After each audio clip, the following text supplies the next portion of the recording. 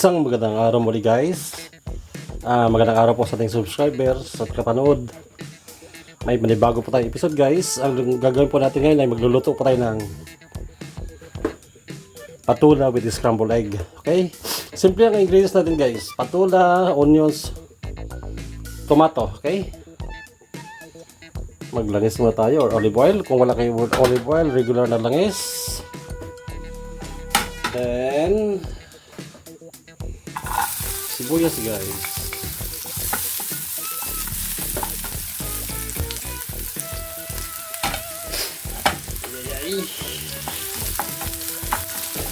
I-transparent lang natin siya guys. Since okay nating sibuyas guys, dadagdagan natin tomato. Okay.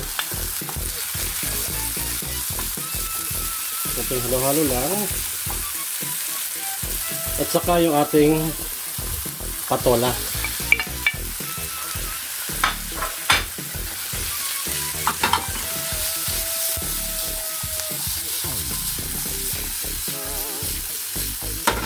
Dagdag natin ng black pepper.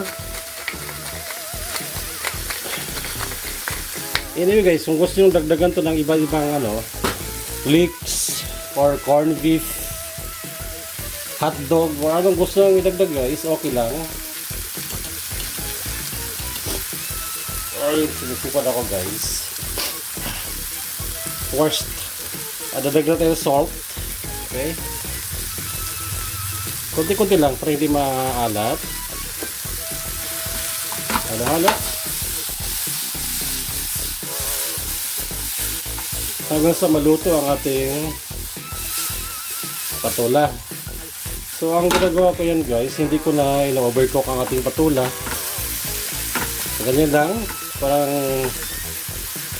crunchy siya, ipalaman sa tinapay or sa kanin. Ating scramble egg guys. Pagpagdag natin.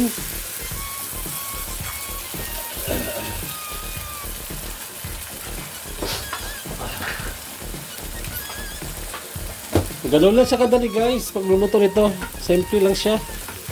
Pero masarap, healthy. Dahil sa patula. Hindi na natin kailangang i-overcook ating itlog.